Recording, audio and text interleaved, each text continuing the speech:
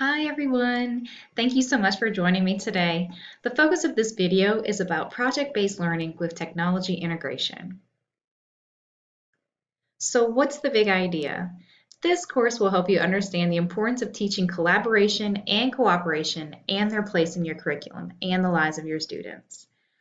Project-based learning provides students of all ages with the opportunity to engage in collaboration on teams. You will gain an understanding for developing collaborative skills that will be used for future planning and curriculum development in your classroom.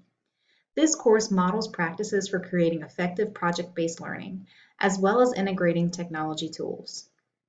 At the end of this course, you will be able to understand ways to engage your students in cooperative project-based learning using technology. At the end of this course, you will understand project-based learning, be able to integrate technology into project-based learning, and have an understanding of how to allow students to work collaboratively in teams using technology. A little intro. Let's get started. 21st century skills include communication and collaboration, including being able to work with diverse teams of people, collaborating with others, and making necessary compromises toward common goals. Some have called the 21st century the age of collaboration, wherein new technologies allow groups of individuals to work together. Let's take a look at this video on 21st century learning to hear experts in the education field discuss models of 21st century learning, such as personalized learning and game-based learning.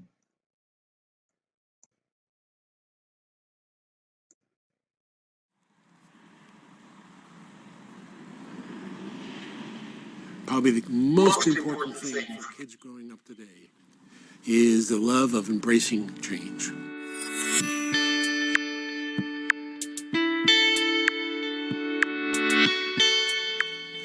I mean, the catch for preparing students for the 21st century workforce is how do you get kids that have curiosity and a questioning disposition?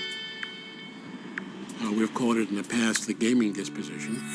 Is that if you look at the disposition of hardcore gamers, such as World of Warcraft, massive multiplayer games, the surprising things you find, contrary to what people think, is these kids, first of all, are incredibly bottom line oriented.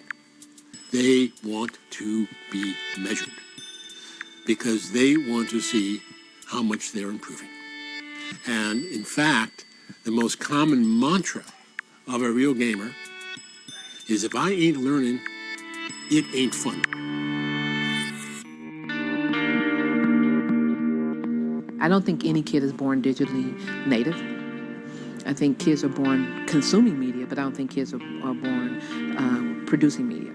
So almost any kid that you look at and you say, oh, wow, this is a great user of digital media, you can trace back. There's a parent, there's a program, there's something that inspired them and developed them. Part of the opportunity here is learning the content, which is very much the 20th century idea around education. But in the 21st century, it's learning the tools and the skills of remaking that content and becoming the creator and the producer. We know that the learning outside of school matters tremendously for the learning in school. So a lot of what we're trying to say about kids' informal learning with new media is part of an already existing set of understandings that educators have of the importance of the home environment, for the peer environment, for the community, for learning that happens in schools. The question is, how can we be more active about linking those two together? We just assumed when we opened the school that digital media would be available at all moments. And we have a technology philosophy around bring it out when we need it and put it away when we don't need it. We have a wireless building, the kids use laptops, and the reason we do that is so that we can put them away when it's actually not the best tool for them to be learning with. We find when we talk about 21st century skills, people often reduce them to skills for the workplace and skills involving technology. And we really are thinking about skills for creativity, for civic engagement, for social life, the full range of experiences that young people will be involved in the future. I think for teachers and schools and classroom learning, there's still an incredibly important role to play, which is about giving kids access across the board to a baseline set of standards, literacies, expectations about what they need to participate in contemporary society, to be reflective, and to also take opportunity of the fact that you really have kids and adults in a shared space that's safe, that's sanctioned, that gives kids an opportunity to reflect on things in their everyday life. That's not just about them being immersed in it all the time. So I think that there are incredibly important functions for schools. What we're saying by valuing informal learning is not that we should abandon formal learning, but that we should get those working together in a much more coordinated way.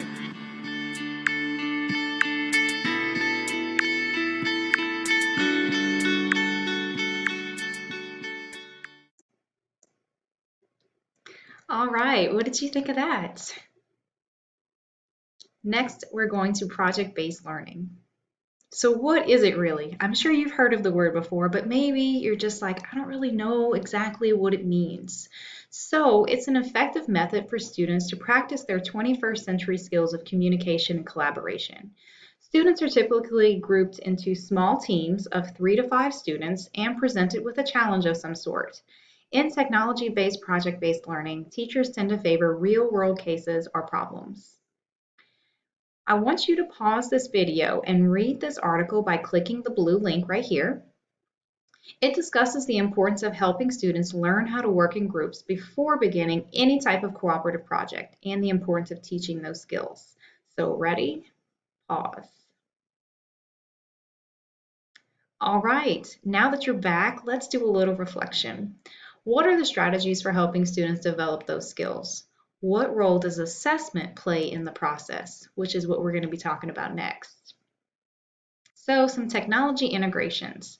How can I integrate technology with project-based learning to assess my students? How do I know that they have understood the content? So the process of building technology-based project-based learning is centered around these 6 steps: generative questions, authentic experiences, nature of collaboration, technologies, demonstrations of learning, and feedback and assessment. This is what we are going to be focusing on for the remainder of the video. So some ways to assess your students. Students can self-evaluate, peers can evaluate them, you as the teacher can evaluate them. You can incorporate formal and informal assessments. Could just be simply questioning during class, mid-unit homework sets, summative evaluations, or just little mini quizzes to check for understanding, which is what we're going to do next. So we're going to use video quizzes to assess understanding using Edpuzzle. Why should you use video quizzes? Problem solving immediately after concept introduction leads to better knowledge retention. Video quizzes help learners master the content, increase the learner's time on task, and encourage more time for practice. They also allow better knowledge retention, meaning that class discussions will be more meaningful and productive. How many times have you had a class discussion and it's just been crickets? You can't get anything out of them, but with video quizzes, you will be able to allow your students to gain this knowledge and they'll be able to retain it so that they can discuss it with themselves, their peers, with you. Edpuzzle is a nifty little tool and it allows you to make any video your lesson. You can choose a video, you edit it with your magic teacher touch, and then track your students' comprehension by integrating it into Google Classroom. So, are you ready? This is how we're going to do this. We are going to click on this blue link, edpuzzle.com, create an account, preferably the same account linked to your Google Classroom, which will allow for seamless integration and data collection, which is great, right? So let's click on Edpuzzle.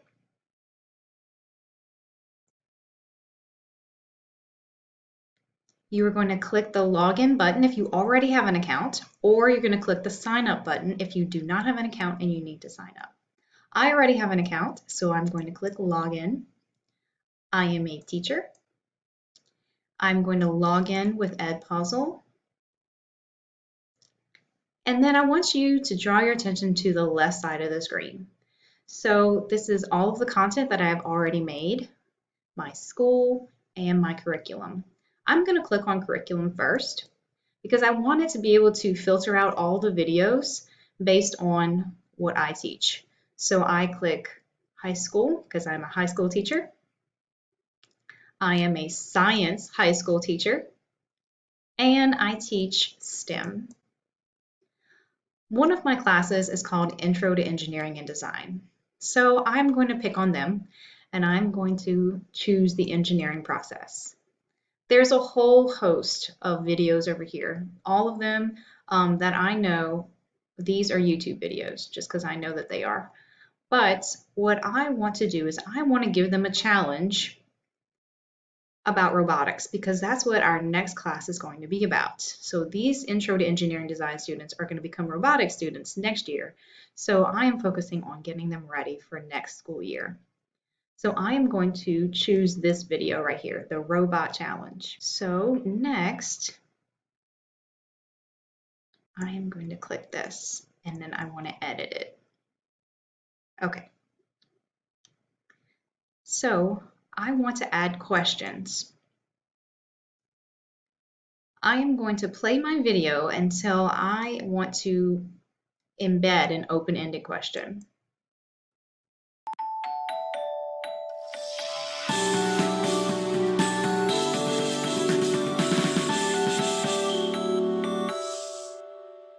Okay, listen up, people. I need your help. You're gonna have to help me engineer my way out of a challenge. The challenge being I kinda dropped my phone down a sewer. I know, I was walking down the street and it slipped out of my hands and went right into the storm drain. And, I'd kind of like it back, but that's where you come in, because this is exactly the kind of problem that can be solved with the help of engineering. You know that engineers design and build. Okay, so at this point in the video, I want to ask my students to define the problem in this video. So obviously the problem is she dropped her phone in the storm drain, right? And she needs to get it back. So that's what they would answer, something along that line. Of course, some of the students' answers may vary. And then I'm going to click Save. Okay, now you see this little black dot. That black dot tells me that there's a question right there. Okay, so I'm going to go somewhere else in the video. What would your robot look like? How? Okay, I want my students to answer this question now. So I'm going to click Open-Ended Question, and I'm going to type in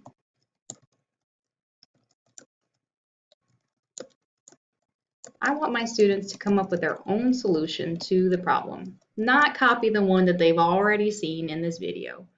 I want to know what their robot would look like. So I'm going to click Finish because I'm done with my video questions. And then what I can do next is I can click Assign. I'm going to click on my Intro to Engineering and Design students Google Classroom and then click Assign. I can also assign in a due date. I can make it due for tomorrow. And then when you click on this little slider button right here, it posts to Google Classroom. And then once I click Assign, it's going to go right into their feed. So they'll be able to see it and answer the questions, watch the video. They can go back and they can watch it as many times as they want. Okay, so right here I have all of my students. I can see their percentage, what they watched. I can see their grade. I can see if they've never watched it, and who has turned it in and who hasn't. If you want to be nice and you want to share this assignment with one of your colleagues who teaches the exact same class, you can click on Share Assignment. You can also reset student progress. So maybe a glitch happened, the Wi-Fi went out, whatever it is. You can reset everybody's progress. And you can also export the data so that you can look at it, in like a Excel spreadsheet type. Okay, so I'm going to go back to Edpuzzle. And then when I click on my content, I can see the videos that I've already made. Okay, if I want to delete it, get rid of it because I don't need it anymore or I don't like it, you can just simply delete the content, no problem. There's a whole host of things that you can you can do with this. So many videos. If you check, they have YouTube, Khan Academy, National Geographic, TED Talk, Crash Course. Love Crash Course, especially for chemistry. So whatever your flavor, they have something for you. I hope that you will take a look at this and you will use this to integrate some technology in your classroom, especially through project-based learning for informal assessments. How are you going to use project-based learning in your classroom? How are you going to assess your students? Thank you for listening. If you have any questions, please feel free to email me at reginaschutz@tpsd.online.org, and please fill out the evaluation right here. Thank you so much.